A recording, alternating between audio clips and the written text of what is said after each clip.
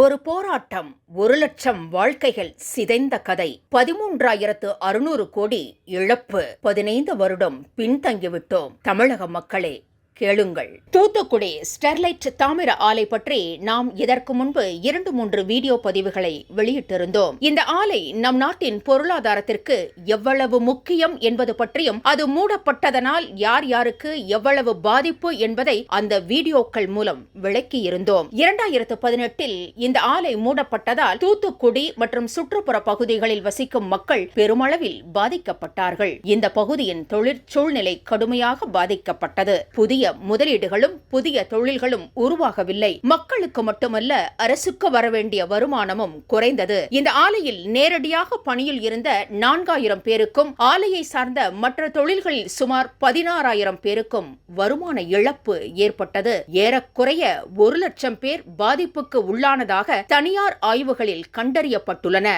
இந்த ஆலையை நம்பியிருந்த 400க்கும் மேற்பட்ட சார்பு நிலை தொழில்கள் ஒரே இரவில் அழிந்து போயின. இந்த ஆலை மூடப்பட்டதால் தூத்துக்குடி மக்களுக்கே அதிக இழப்பு ஏற்பட்டுள்ளது. இந்த ஆலை மூடப்பட்டது பற்றி இப்பகுதியில் உள்ளவர்கள் என்ன கூறுகிறார்கள் என்று பார்ப்போம். கம்பெனியில் வேலை செய்வோருக்கு நல்ல வருமானம் இருந்தது. கிரேன் ஆபரேட்டர்களுக்கு 40,000 50,000 வரை மாத வருமானம் இருந்தது. சில டெக்னீஷியன்கள் 90,000 வரை சம்பாதித்து வந்தார்கள். இவர்களில் சிலர் தற்பொழுது டீ கடைகளில் தினம் 500 ரூபாய் மட்டுமே சம்பாதிக்கிறார்கள். பலர் வெளிவேளைகளுக்கு சென்று விட்டார்கள் என்கிறார் தூத்துக்குடி ஒப்பந்ததாரர் சங்க தலைவர் ஜே கண்ணன். சுற்றுச்சூழல் மாசு பற்றிய குற்றச்சாட்டுதான் கம்பெனியை மூட காரணமாக வைத்திருந்தார்கள். இந்த குற்றச்சாட்டை வைத்தவர்களில் இங்குள்ள விவசாயிகளும் அடக்கம். ஆனால் கடந்த 7 வருடங்களில் இங்குள்ள விவசாயிகளின் பொருளாதார நிலை சீரழிந்து விட்டது. ஆலையிலிருந்து வெளியேறும் பாஸ்பேட் கழிவு பொருளிலிருந்து DAP எனப்படும் டை அம்மோனியம் பாஸ்பேட் என்ற தரமான உரம் தயாரிக்கப்பட்டு வந்தது. அதன் விலை வெறும் 300 ரூபாய்தான்.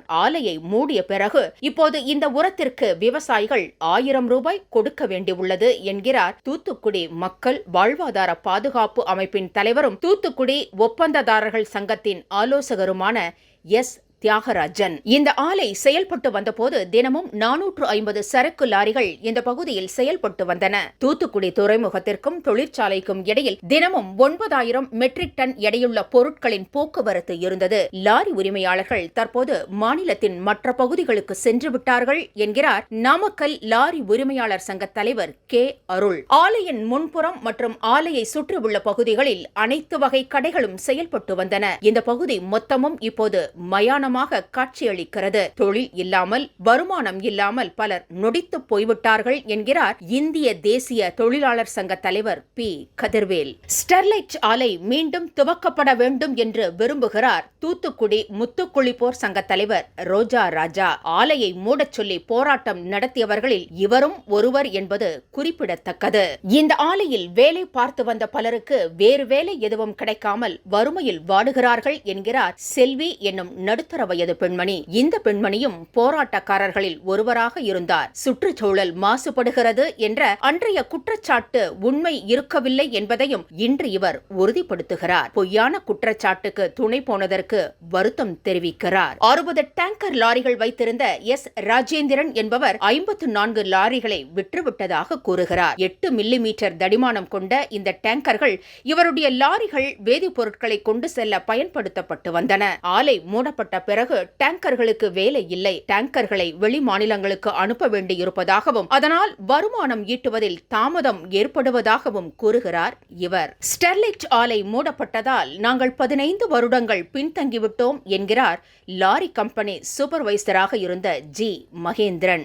30,000 ரூபாய் முதல் 40,000 ரூபாய் வரை சம்பாதித்துக் கொண்டிருந்த பலர் இப்போது 8,000 ரூபாய் முதல் 10,000 ரூபாய் என்று சம்பாதித்துக் கொண்டிருக்கிறார்கள் என்று தன் மனதின் ஆழ்ந்த வேதனையை நம்மிடம் கொட்டி தீர்த்தார் மகேந்திரன். நகைகளையும் அசையா சொத்துக்களையும் அடமானம் வைத்து வருமான பற்றாக்குறையை சமாளிப்பதாக கூறினார். இந்த ஆலையை பொறுத்தவரை சுற்றுச்சூழல் மாசு ஒன்றே முக்கிய குற்றச்சாட்டாக இருந்தது. இதில் உண்மை இருந்ததா என்பதை கண்டறிய ஒரு சிலருடன் பேச்சு கொடுத்தோம். ஓரிருவரை தவிர மற்ற அனைவரும் இந்த குற்றச்சாட்டில் உண்மை இல்லை என்றே கூறினார்கள். இந்த கம்பெனியில் வேலை பார்க்கும் பெண்களுக்கு மாசு காரணமாக மலட்டுத்தன்மை ஏற்படுகிறது என்றெல்லாம் குற்றம் சாட்டினார்கள். அதில் உண்மை இல்லை. இங்கு 200க்கும் அதிகமான பெண்கள் வேலை பார்த்து வந்தார்கள். அவர்கள் அனைவருக்கும் குடும்பம், குழந்தை குட்டிகள் உண்டு என்கிறார் இந்த கம்பெனியில் 17 வருடங்கள் பணிபுரிந்து வந்த ஜெயா என்பவர். மாசு கட்டுப்பாட்டுக்காக உலகின் அதிநவீன தொழில்நுட்பத்தை ஆலை நிர்வாகம் பயன்படுத்தி வந்ததாக தெரிவிக்கிறார் முன்னாள் தொழிலாளி மாரியப்பன். தாமிரத்தை சுத்திகரிக்க ஆஸ்திரேலிய ISA செயல்திறன் பயன்படுத்தப்பட்டதாகவும், சல்பரிக் ஆக்சைடு எனும் கழிவுப் பொருளை சுத்திகரிக்க டியூகான் டெக்னாலஜிஸ் INC என்னும் உலக தரம் மிக்க செயல்திறன் பயன்படுத்தப்பட்டதாகவும் கூறுகிறார் இந்த முன்னாள் தொழிலாளி. தூத்துக்குடி ஸ்டெர்லைட் தொழிற்சாலை எவ்வளவு முக்கியத்துவம் வாய்ந்தது தெரியுமா? வாருங்கள் பார்ப்போம். நம் நாட்டின் தாமிர தேவையின் 36% ஸ்டெர்லைட் ஆலைதான் கொடுத்து வந்தது. இந்த ஆலை மூடப்பட்ட பிறகு நாட்டில் தாமிர பற்றாக்குறை அதிகமாகிவிட்டது. சீனாவிலிருந்து இறக்குமதி செய்யும் கட்டாயம் ஏற்பட்டுள்ளது. நாட்டின் மொத்த தேவையில் 40% வரை சீனாவில் இருந்து இறக்குமதியாகிறது. இதனால் நம் நாட்டுக்கு ஆண்டுதோறும் 13,600 கோடி ரூபாய் இழப்பு ஏற்படுகிறது. மிக வேகமாக வளர்ந்து வரும் நம் பொருளாதாரத்தில் செயற்கை நுண்ணறிவு, செமிகண்டக்டர், மின்சார வாகன பேட்டரிகள், காற்றாலைகள், சூரிய மின்சாரம், தொலைத்தொடர்பு, விண்வெளி விஞ்ஞானம் போன்ற அனைத்திலும் தாமிரம் தேவைப்படுவதால் உள்நாட்டில் தாமிரத்தின் தேவை அதிகரிக்கிறது. தட்டுப்பாடு காரணமாக தாமிரத்தின் விலை உயர்வதால் நாட்டின் தொழில் நிறுவனங்களுக்கு நஷ்டம் ஏற்படுவது மட்டுமல்லாமல் தாமிரம் சார்ந்த பொருட்களும் விலையும் அதிகரிக்கிறது. உலக நாடுகளின் தாமிர தேவை 2050ஆம் வருடம் தற்போது இருப்பதை விட 2 மடங்காகிவிடும். தாமிரத்தின் 70% சீனாவின் கைப்பிடியில் இருக்கிறது. தாமிரம் போன்ற மிக முக்கியமான கனிமத்திற்கு வெளிநாடுகளை சார்ந்து இருப்பது நீண்ட காலத்தில் நம் நாட்டுக்கு ஆபத்தாக முடியும். இது நம் நாட்டின் வளர்ச்சியை பாதிக்கும். நம் நாட்டின் மிகப்பெரிய தாமிர ஆலை மூடப்பட்டது நம் எதிரி நாடான பாகிஸ்தானுக்கு சாதகமாயிற்று. உலக தாமிர சந்தையில் பாகிஸ்தானின் பங்கு அதிகரித்து வருகிறது. ஸ்டெர்லைட் ஆலையை புதிய வடிவத்தில் மீண்டும் திறக்க வேண்டும் என்று இப்பகுதி மக்கள் விரும்புகிறார்கள். கழிவுப் பொருட்களை சுத்திகரிக்க இன்னும் அதிநவீன தொழில்நுட்பத்தை நிறுவ முன்வந்திருக்கிறது ஆலை நிர்வாகம். ஆபத்தான கழிவு பொருளான பாஸ்போரிக் அமிலத்தின் உற்பத்தியை முற்றிலும் நிறுத்த ஆலை நிர்வாகம் முடிவு செய்துள்ளது. மற்றபடி இந்த ஆலையை பொறுத்தவரை தொழிலாளர்கள் நலன், வேலை நேரம், பாதுகாப்பு, ஊதியம் பற்றிய குற்றச்சாட்டுகள் எதுவும் இல்லை. எனவே ஆலையை திறக்க அனுமதி கொடுக்கப்பட்டால் முன்பு இருந்ததை விட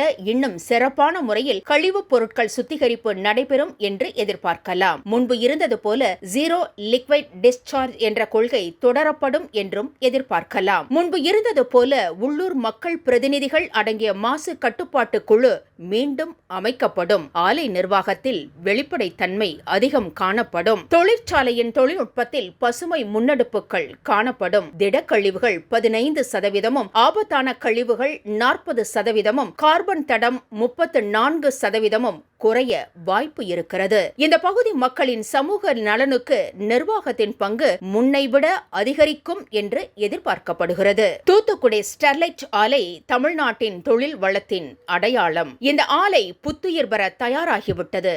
அதை வரவேற்க மக்கள் தயாராகிவிட்டார்கள். இனி தமிழக அரசும் நீதித்துறையும் தயாராக வேண்டும். மத்திய அரசு தலையிட்டு இந்த சிக்கலுக்கு நிரந்தர தீர்வு காண வேண்டும்.